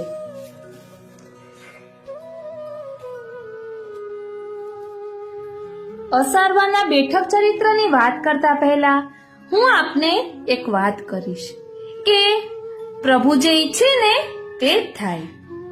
એ કહેવાનું કારણ એ છે કે અમે નરોડા બેઠકજીએ દર્શન કર્યા પછી અમારે રાત્રે નીકળી જવાનું હતું, એટલે અસારવા બેઠકજીએ દર્શન કરવા જવાની અનુકૂળતા ન હતી. મારા બે નણંદ અમદાવાદમાં રહે છે. એક નણંદની દીકરી અમને નરોડા દર્શન કરવા લઈ ગઈ હતી અને બીજા નણંદના દીકરાએ કહ્યું કે હું તમને અસારવા લઈ જઈશ. એની ખૂબ જ ઈચ્છા હતી. પોતે સીએ છે. એની બહુ ઈચ્છા હતી કે અમને અસારવા લઈ જાય, પરંતુ અમારે નીકળી જવાનું હતું. એટલે અમે કહ્યું કે પ્રભુ ઈચ્છા બીજી વખત જઈશું. પરંતુ પ્રભુની લીલા ન્યારી છે.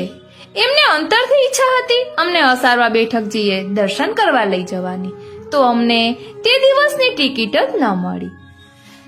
અને પછી અમે બીજે દિવસે અસારવા ગયા. અસારવા ગયા તો રસ્તામાં શ્રી નામરત્નાખ્ય સ્તોત્ર, વલ્લભાખ્યાન, આ બધું જ એમને પોતાની ગાડીમાં વગાડ્યું. એનો રોજનો નિયમ પાઠ કરવાનો અને પછી જ પોતે આગળનું કામ કરે એવો નિયમ. એની ઘરે અમે ગયા તો મેં જોયું કે માલાજી રોજ કરવાનો એનો નિયમ તો મેં માલાજી હાથમાં લઈને જોયા તો એટલું તેજ કે ન પૂછો વાત. આપણે ખૂબ જ શુદ્ધ અને સાત્વિક ભાવે કરીએ, કોઈ પણ મનોકામના રાખ્યા વગર પ્રભુના સુખાર્થે ભગવદ નામ લઈએ એટલે દરરોજ માલાજી કરતા હોઈએ ને એટલે એનો તેજ રોજ ને રોજ વધતું જાય છે. એનો અનુભવ પણ આપણને થશે. એટલે કહેવાનું તાત્પર્ય એ જ છે કે પ્રભુ જે ઈચ્છે ને તે થાય. અંતરને આપણે કોઈ મનોરથ અંતરથી કર્યો હોય તો તે પ્રભુ પૂર્ણ કરે જ છે. એટલે મારા નણંદના દીકરાને ખૂબ જ ઈચ્છા હતી કે અસારવા બેઠકજીએ દર્શન કરવા લઈ જાય તો એનો મનોરથ પ્રભુએ પૂર્ણ કર્યો. અને ત્યાં ગૌશાળાએ ગયા તો નાની નાની બદુડી એટલી સુંદર કે આના પપ્પાએ તેને તેડીને પણ રમાડી. એટલો આનંદ આવ્યો કે ન પૂછો વાત. અસારવાના બેઠકજીએ આજ્ઞા ન હતી એટલે શૂટિંગ નથી કર્યું, પરંતુ અહીં ફેસબુકમાં અસારવાના બેઠકજીનું ચિત્રજી છે તે આપણે માનસી કરવા માટે લઈ રહ્યા છીએ. શ્રી ગુસાઈજીની બેઠક 23મી असारवानी बैठक। श्री गुसाई जी की बैठक असारवा में भाईला कोठारी के घर में है। जब आप राजनगर पधारते थे तब भाईला कोठारी के घर बिराजते थे। लाजबाई पाठ श्री गुसाई जी की सेवक थी। इसका भाई अधिकारी यानी हाकिम के पास रहता था। इसने अधिकारी के पास चुगली की। मेरी बहन श्री गोकुल के श्री गुसाई जी जो असारवा में बिराजते हैं उनके पास रहती है, घर पर नहीं आती है। तब अधिकारी ने कहा असारवा चलो। अधिकारी असवारी करके आया। उस समय श्री गुसाई जी बैठक में गादी तकिया पर बिराज रहे थे। लाजबाई पंखा की सेवा कर रही थी। तब श्री गुसाई जी से वैष्णव ने प्रार्थना की, महाराज अधिकारी आ रहा है, आपने आज्ञा की अधिकारी को आने दो। तब अधिकारी ने आकर देखा साक्षात ईश्वर बिराज रहे हैं। अधिकारी ने साष्टांग दंडवत की तथा प्रार्थना की, महाराज अधिराज मैं आपकी शरण हूँ। तब अधिकारी ने 10,000 रुपया भेंट किए। श्री गुसाई जी वस्त्र देने लगे। तब अधिकारी ने विनती की, महाराज अधिराज कृपा करके ऐसी वस्तु दीजिए जो मेरे मस्तक पर सदैव बिराजे। श्री गुसाई जी ने तब सुपारी दी। अधिकारी ने दंडवत कर सुपारी को पात्र में रखा। पीछे अधिकारी ने प्रार्थना की, महाराज 7 वर्ष से यहाँ वर्षा नहीं हुई है, इसके कारण यहाँ के लोग बहुत दुखी हैं, आप कृपा करिए। आपने आज्ञा की, तुम दरवाजे से बाहर भीज कर ही जाओगे। तब अधिकारी दंडवत कर घोड़ा पर सवार हुआ और उसी समय घटा चढ़ाई। वर्षा बहुत हुई। भीज कर अधिकारी शहर में आया। शहर में गया। पीछे उस अधिकारी ने उस भाट पर बड़ा क्रोध किया और कहा, चुगलखोर तो साक्षात ईश्वर से लड़वाता है, परंतु आपने कृपा कर मेरा अपराध क्षमा किया। इनकी कृपा से वर्षा हुई है, सारे देश में आनंद हुआ। तेरे को तो ठोर मारूंगा। यह सूचना श्री गुसाई जी के पास पहुंची। तब आपने अधिकारी को कहलवाया कि इसको किसी प्रकार का दंड नहीं हो, ऐसी मेरी आज्ञा है। अधिकारी ने तब कहा, देखो प्रभु की दयालुता का पार नहीं है तथा ऐसे जीव की दुष्टता का भी पार नहीं है। पीछे उस अधिकारी ने चुगलखोर को आदेश दिया कि अभी तो श्री गुसाई जी की आज्ञा से छोड़ता हूँ, नहीं तो ठोर ही मारता। आज के बाद किसी की भी चुगली मत करना। ऐसे कहकर उसको घर भेजा। यह महात्म्य देखकर अनेक जीव श्री गुसाई जी की शरण आए। यह चरित्र श्री गुसाई जी ने असारवा राजनगर की बैठक में प्रकट किया। अने આપણે એ ચરિત્ર પણ જાણીએ છીએ કે ભાઈલા કોઠારીના જમાઈ ગોપાલદાસ કે જેઓ જન્મતાની સાથે જ મૂંગા હતા, તે દૂર ઉભા હતા ત્યારે શ્રી ગુસાઈજીએ પૂછ્યું કે આ કોણ છે? તો ભાઈલા કોઠારીએ કહ્યું કે આ ગોમતીનો વર છે, તો શ્રી ગુસાઈજી કહે કે ગોમતીનો વર તો સાગર હોય. ત્યારે ભાયલા કોઠારી કહે છે કે જયરાજ આપની કૃપાથી તેમ જ થશે. અને શ્રી ગુસાઈજીએ આ ગોપાલદાસને પોતાની પાસે બોલાવ્યા, પોતાની ગોદીમાં બેસાડ્યા અને પોતાના મુખમાંથી ચરવિત તાંબુલ આ ગોપાલદાસને લેવડાવ્યું. એ ચરવિત તાંબુલના પ્રતાપે ગોપાલદાસ જે જન્મથી મૂંગા હતા તેને વાચા ફૂટી. મુકમ કરોતિ વાચાલમ પંગુમ લંઘયતે ગિરિમ યત કૃપા તમહમ વંદે પરમાનંદ માધવમ. આનું સાક્ષાત ઉદાહરણ આ ભાઈલા કોઠારી છે કે પ્રભુ મૂંગાને પણ વાચા આપે છે. અને શ્રી ગુસાઈજીએ એના હૃદયમાં બિરાજી આ નવાખ્યાનની રચના કરી છે એવું પણ કહેવામાં આવે છે. અને આ વલ્લભાખ્યાન છે તેમાં અમુક વાણી પ્રભુની છે, અમુક ભગવદીયની છે અને અમુક વાણી શ્રી ગુસાઈજીની છે એવું પણ કહેવામાં આવે છે. વલ્લભાખ્યાન પર શ્રી યદુનાથજીના ખૂબ જ સુંદર વચનામૃત છે જેનું રસપાન આપણે કરતા હોઈએ છીએ. એટલે આ રીતે પ્રભુની કૃપાનો કોઈ પાર નથી. એટલે પ્રભુની ઈચ્છા હતી એટલે અમને દર્શન કરવા મળ્યા. ઠાકોરજી બધાના અલૌકિક મનોરથ પૂર્ણ કરે કે જેમની આડીથી પ્રભુએ અમને દર્શન કરવાની અનુકૂળતા કરી આપી. બોલો શ્રી વલ્લભાધીશ કી જય, શ્રી ગુસાઈજી પરમ દયાલ કી જય. આજનો આ સત્સંગ શ્રીનાથજી, શ્રી યમુનાજી, શ્રી મહાપ્રભુજીના ચરણારવિંદમાં સમર્પિત કરું છું. જય શ્રી કૃષ્ણ.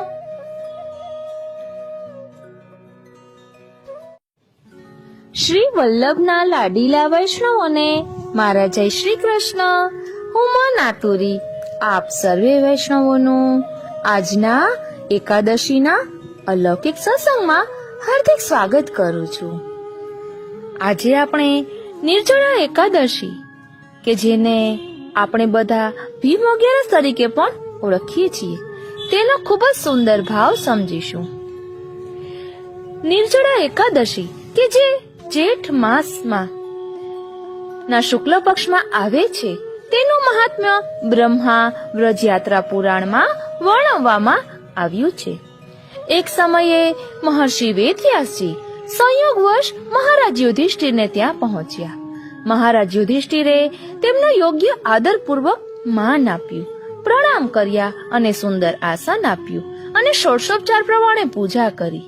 જ્યારે મહર્ષિ વિધિ પૂરી કરીને બેઠા હતા ત્યારે ભીમસેન હાથ જોડીને મહર્ષિને નમસ્કાર કરી કહ્યું, ભગવાન, હું બહુ મુશ્કેલીમાં છું.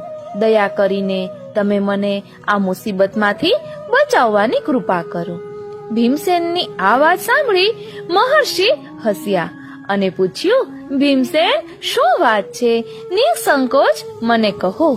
ભીમસેને કહ્યું, પ્રભુ, મહારાજ યુધિષ્ઠિર, ધનુર્ધારી અર્જુન, બુદ્ધિશાળી સહદેવ અને બહાદુર નકુલ તેમજ સૌભાગ્યવતી મહારાણી દ્રૌપદી બધા એકાદશીનું વ્રત કરે છે અને મને પણ એકાદશી કરવા વિવશ કરે છે.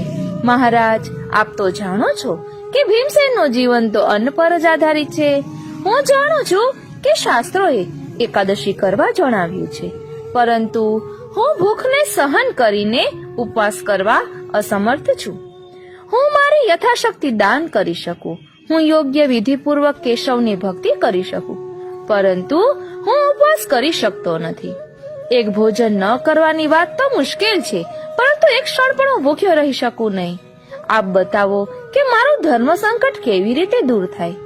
ભીમસેનના આ શબ્દો સાંભળીને મહર્ષિ વ્યાસે કહ્યું કે માનવ જીવનના કલ્યાણ માટે તેમજ અંતકાળે વિષ્ણુલોકની પ્રાપ્તિ માટે દરેક માસના શુક્લ પક્ષ અને કૃષ્ણ પક્ષની એકાદશીનું વ્રત દરેકે અવશ્ય કરવું જોઈએ.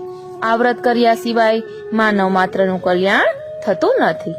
મહર્ષિ વ્યાસના આ શબ્દો સાંભળી ભીમસેન ધર્મભીરુતાને કારણે કાંપવા લાગ્યો અને અત્યંત ભયભીત બનીને બોલ્યો, હે પ્રભુ, મારા માટે તો વ્રત કરવું અને દરેક મહિનામાં 2 વાર ભૂખ્યા રહેવાનું મૃત્યુથી પણ વધારે છે. મારા હૃદયમાં બ્રીફા નામનો ભૂખનો દાવાગ્નિ હાજર હોય છે અને તેને અતિશય ખોરાક લઈને જ ઓલવી શકાય છે. પરંતુ મહા મહિને તે વર્ષમાં હું એક દિવસ ઉપવાસ કરી શકું. તેથી આપ મને એવું કોઈ વ્રત બતાવો કે જેથી એક દિવસ ભૂખ્યા રહેવાથી હું આ જન્મમાં અને પછીના જન્મમાં બધા પાપોમાંથી મુક્ત થઈ શકું. મહર્ષિ વ્યાસે કહ્યું, હે રાજન, તે મારી પાસેથી અત્યાર સુધી વેદના, ધાર્મિક સિદ્ધાંતો અને માનવ જીવનની ફરજો સાંભળી, પરંતુ આ કળિયુગમાં દરેક વ્યક્તિ વેદના આ વિધિ વિધાનનું પાલન કરવા સમર્થ હોતો નથી. આથી હું તને એક દિવ્ય રીત કહું છું, જેનાથી તું મહાફળ પ્રાપ્ત કરી શકીશ. આ પદ્ધતિ એ સર્વ પુરાણોનો સાર છે, જે કોઈ પણ દરેક મહિનાના શુક્લ પક્ષ અને કૃષ્ણ પક્ષની એકાદશી કરે છે તે કદી નરકમાં જતો નથી. આ શબ્દો સાંભળી મહાન યોદ્ધો ભીમસેન ગભરાયો અને વડના ઝાડ પરના પાંદડાની જેમ થરથર ધ્રુજવા લાગ્યો અને બોલ્યો, હે દાદાશ્રી, મારે શું કરવું? હું વર્ષ સુધી મહિનામાં 2 વાર ભૂખ્યો રહી શકું તેમ નથી. તેથી હે પ્રભુ, કૃપા કરીને મને એવું વ્રત સૂચવો કે તે વ્રત કરવાથી મને બધા ફળ પ્રાપ્ત થાય. ભીમસેનના શબ્દો સાંભળી મહર્ષિ વ્યાસે કહ્યું, ઠીક છે, હું બતાવું તે વ્રત તું કર. આ એક જ વ્રતનું પુણ્ય ફળ દરેક માસની બધી એકાદશી કરતા શ્રેષ્ઠ છે. મહર્ષિના આ વચન સાંભળી ભીમસેન અત્યંત પ્રસન્ન થઈ ગયો અને હાથ જોડી બોલ્યો, પ્રભુ, કૃપા કરીને જલ્દીથી એ કયું વ્રત છે તે કહો. મહર્ષિએ કહ્યું કે આ વ્રત જેઠ માસના શુક્લ પક્ષમાં આવતી નિર્જળા એકાદશીનું વ્રત છે. આ એકાદશીના દિવસે કશું જ ખાવું નહીં તો વ્રત તૂટી જાય છે. આ એકાદશીના દિવસે સૂર્યોદયથી દ્વાદશીના સૂર્યોદય સુધી પાણી પણ ન લેવું. આ રીતે જે કોઈ આ એકાદશી પાણી વગર શ્રદ્ધાપૂર્વક વ્રત કરે તો તેને વર્ષને બધી એકાદશીના ફળ મળે છે. તું શ્રદ્ધા ભક્તિ પૂર્વક દસમના દિવસે રાત્રે સૂતી વખતે ભગવાનને પ્રણામ કરીને તેની માનસિક પૂજા કરી અને હાથ જોડીને મનથી એવો સંકલ્પ કરજે કે પ્રભુ, હું કાલે જેઠ માસની નિર્જળા એકાદશીનું વ્રત કરીશ. મને શક્તિ આપજો કે હું વ્રત પૂર્ણ કરું. બીજા દિવસે નિર્જળ એકાદશીના દિવસે નિરાહાર અને નિર્જળ રહો ત્યાં સુધી કે આચમનમાં પણ જલ ગ્રહણ ન કરવું. હે ભીમસેન, હવે આ એકાદશી કરવાથી શું પુણ્ય મળે છે તે સાંભળ. આ એકાદશીનું વ્રત કરવાથી વર્ષની 24 એકાદશી કરવાનું ફળ મળે છે.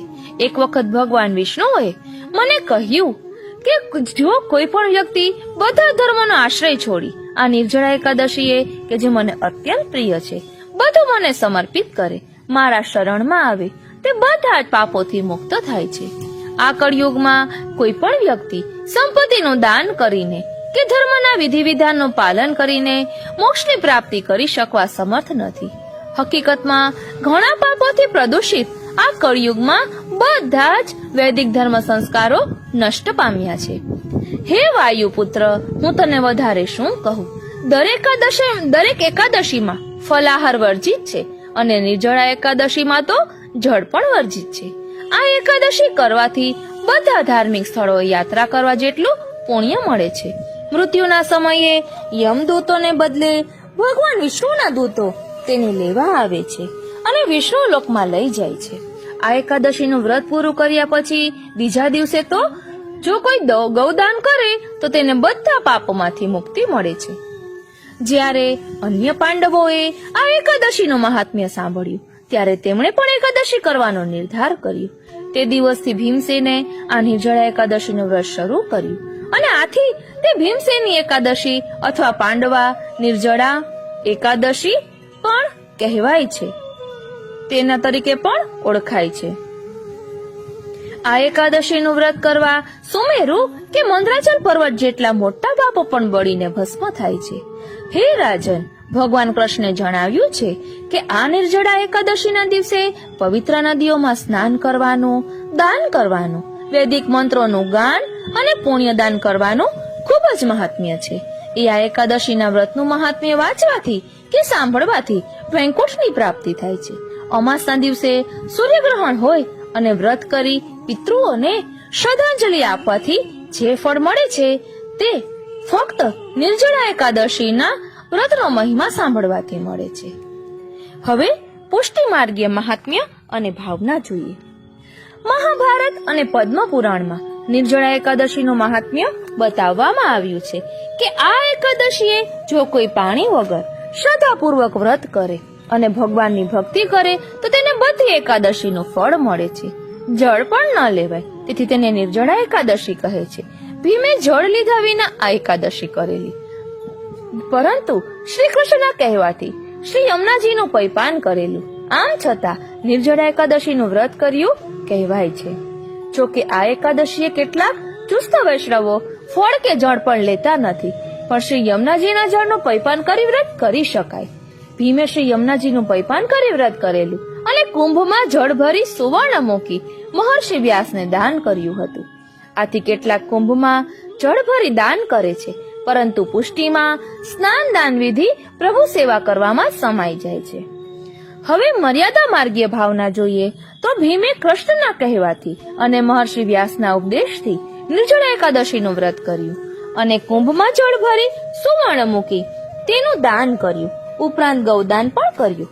કારણ કે મર્યાદા માર્ગમાં એકાદશીએ કરેલા જપ, તપ, દાન, સ્નાન, ભજન, પૂજન, હોમ આદિ બધું અક્ષય છે અને તેને મરણ વખતે યમદૂતો લઈ જઈ શકતા નથી, પરંતુ વૈકુંઠમાંથી ભગવાન વિષ્ણુના પાર્ષદો આવે છે અને આ રીતે વૈકુંઠ ધામની પ્રાપ્તિ થાય છે. આ મહાભારત અને પદ્મ પુરાણમાં નિર્જળા એકાદશીનું મહાત્મ્ય કહેલું છે. હવે થોડીક રત્ન કણિકાઓ જોઈએ તો પ્રભુ પાસે પાત્ર લઈને નહીં, પરંતુ પાત્રતા લઈને જવું જોઈએ.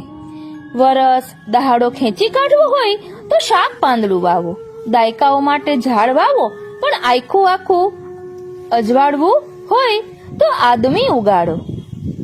દરેક વચન એક દેવું કરજ છે જે ભરપાઈ કરવાનું હોય છે. એટલે દરેક વચન એ એક દેવું એટલે કે કરજ છે જે ભરપાઈ કરવાનું હોય છે. સાધુત્વ હોય કે સંસારત્વ, જીવન એટલે ઉત્કૃષ્ટ માનવતાની ઉપાસના. આવી ઉપાસના જન વચ્ચે, વન વચ્ચે કે મંદિર આશ્રમ વચ્ચે વસીને પણ થઈ શકે. સ્થળ અગત્યનું નથી, અગત્યની છે દાનત. સંસારી જન નહીં સજન બને એ એના સંસાર નિવાસની સાર્થકતા. ગૃહસ્થ ગૃહવાસી નહીં પણ સદગૃહસ્થ બને એ એની સિદ્ધિ. તેવી જ રીતે ખાધું પીધું અને મોજ કરીના પરાવલંબી દ્રષ્ટિકોણથી જે સાધુત્વ પ્રસાર કરે એ સમાજ માટે બોજારૂપ. લાત મારનારની તાકાતને લાચારીપૂર્વક સહેવાની સમાધાન વૃત્તિ કે સ્વાર્થપૂર્ણ ગણતરીએ જ આપણા સૌનું હીર ખમીર ઝૂંટવી લીધું છે. માત્ર ઈચ્છાઓથી દોડતા માનવીને પ્રત્યેક સ્થિતિમાં દુઃખ દેખાતું હોય છે અને એને પરિણામે જ એનું જીવન નિરાશાજનક કે હતાશાપૂર્ણ બનતું હોય છે. આપણો માર્ગ જ જો આપણને લક્ષ્ય સુધી પહોંચાડનાર ન હોય તો ભટકવું જ આપણી જિંદગીભરની નિયતિ બનશે. એટલે આપણા પ્રયાસો સફળ થતા નથી. શું આપણે જે બનવા માંગીએ છીએ તે બની શકીએ છીએ ખરા? જીભનું મૌન એ સાચું મૌન નથી. મનને પણ મૌનની દીક્ષા આપવી જોઈએ. મનને જો મૌનની દીક્ષા મળી જાય તો માણસના જીવનનો અને આત્માનો ઉદ્ધાર થઈ જાય છે. ભયથી ઉત્પન્ન થયેલું મૌન પશુતા છે અને સંયમથી ઊભું થયેલું મૌન સાધુતા છે. જે વસ્તુને સ્વીકાર મનથી કરાય છે એ એક અલગ બાબત છે. મૌન વાર્તાલાપની મહાન કલા છે. જે અંતર બોલે છે, અન્ય સાંભળે છે, એ જ દિવ્ય વાણી છે. એને પાડવી પડે છે જેથી જીવનમાં એક નવો પ્રકાશ, નવી દિશા, નવો માર્ગ મળી રહે છે. શ્રીનાથજી શ્રીનાથજી શ્રીનાથજી. એકાદશી નું મહાત્મ્ય આપણે સમજ્યા. આપણે લૌકિક બોલીમાં ભીમ અગિયારસ બોલીએ છીએ એટલે હેડિંગમાં પણ લખ્યું, કારણ કે ઘણાને નિર્જળા એકાદશીની ખબર ન હોય તો ભીમ અગિયારસની તો ખબર હોય જ, એટલે આપણે આ લીધું છે.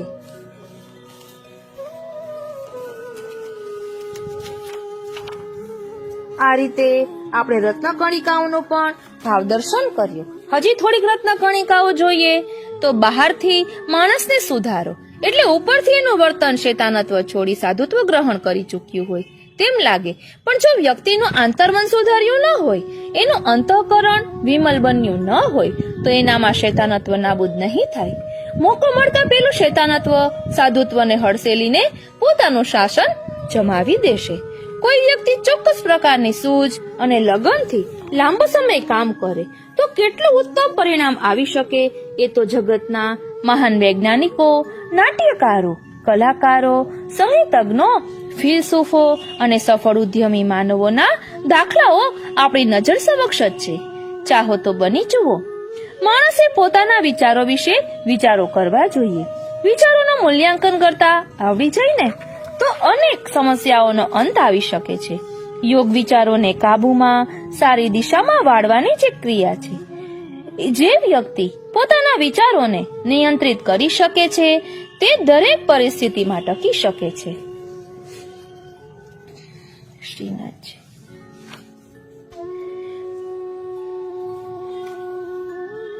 વિવેક, ધ્યેય અને ભગવદ આશ્રયનું સતત જતન કરતા રહેવું.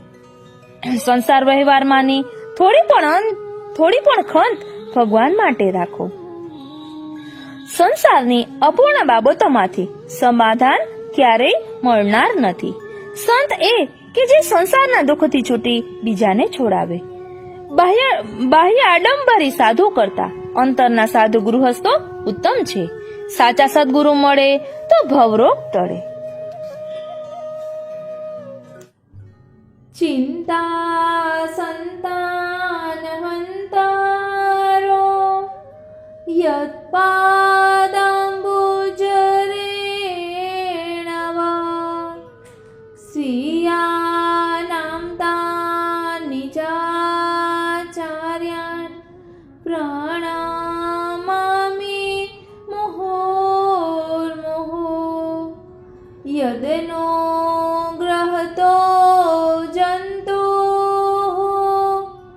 સર્વદુઃખાતિગો ભવેત તમહં સર્વદા વંદે શ્રીમદ્વલ્લભાનંદનમ અજ્ઞાનાતિમિરાંધસ્ય જ્ઞાનાંજનશલાકયા ચક્ષુરુન્મીલિतं યેન તસ્મૈ શ્રી ગુરુવે નમઃ. નમામિ હૃદયે શેષે લીલાક્ષિરાબ્ધિશાયિનમ લક્ષ્મી સહસ્રલીલાભિઃ સેવ્યમાनं કલાનિધિં ચતુર્ભિશ્ચ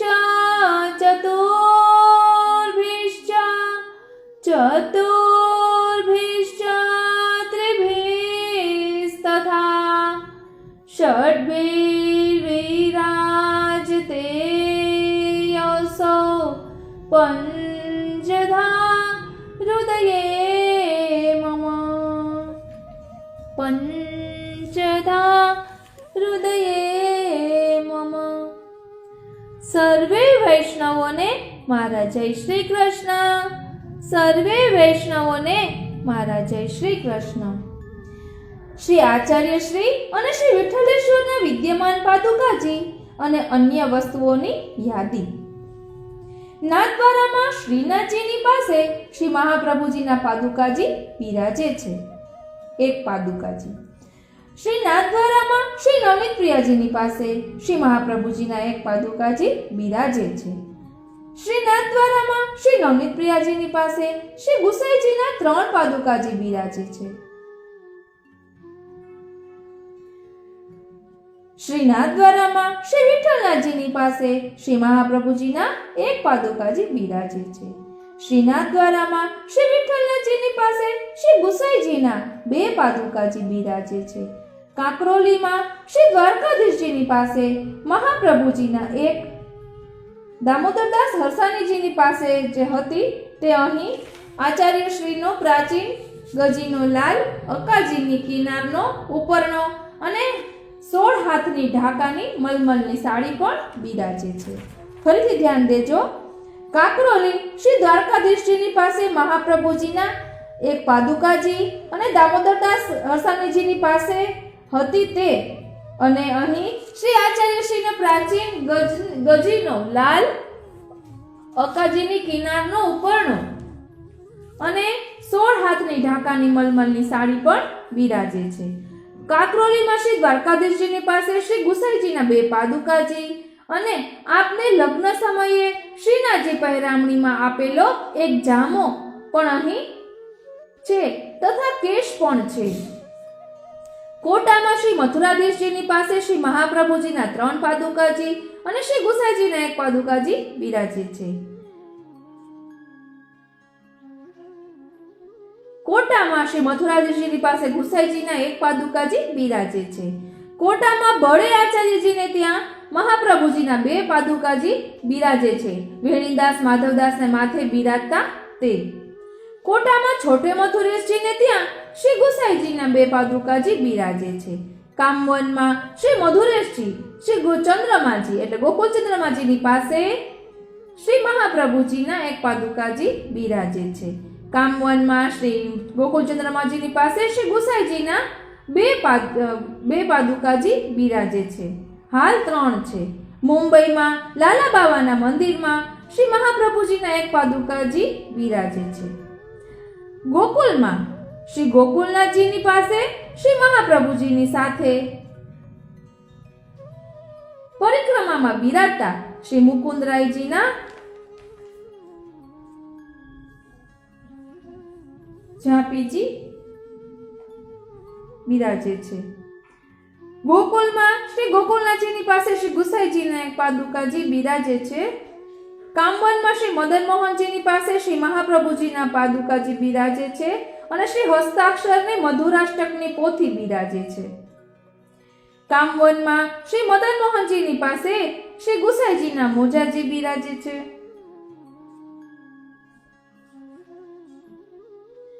અમદાવાદ શ્રી નટવરલાલજીની પાસે શ્રી ગુસાઈજીના 2 પાદુકાજી બિરાજે છે. ધોલકામાં મોહનલાલજીની પાસે શ્રી ગુસાઈજીના 1 પાદુકાજી બિરાજે છે.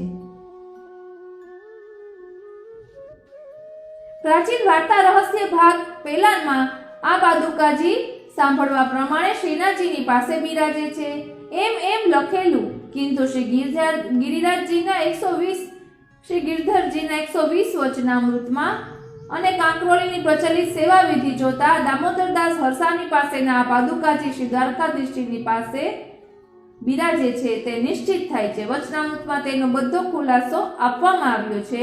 શ્રી ગિરધરલાલજીના કાંકરોલીવાળાના 120 વચનામૃતમાં 69માં વચનામૃતના આધારે ઉભયાચાર્યોના બીજા પણ અનેક પાદુકાજી ભૂતલ ઉપર બિરાજે છે, કિંતુ સમયના અભાવે લખી શકાય તેમ નથી. લેખક આ રીતે આપણે શ્રી ગુસાઈજીનું ચરિત્ર અહીં વિરામ લે છે. હવે આવતા પાઠમાં આપણે શ્રી ગુસાઈજી રચિત જે સ્તોત્રો છે તેનું થોડુંક અવલોકન કરીશું, તે સ્તોત્રો જોઈશું. આપને આ કેવું લાગ્યું તે કોમેન્ટ બોક્સમાં જરૂર જણાવશો અને જો આપને ગમ્યું હોય તો બીજા વૈષ્ણવોને શેર કરશો. જય શ્રી કૃષ્ણ.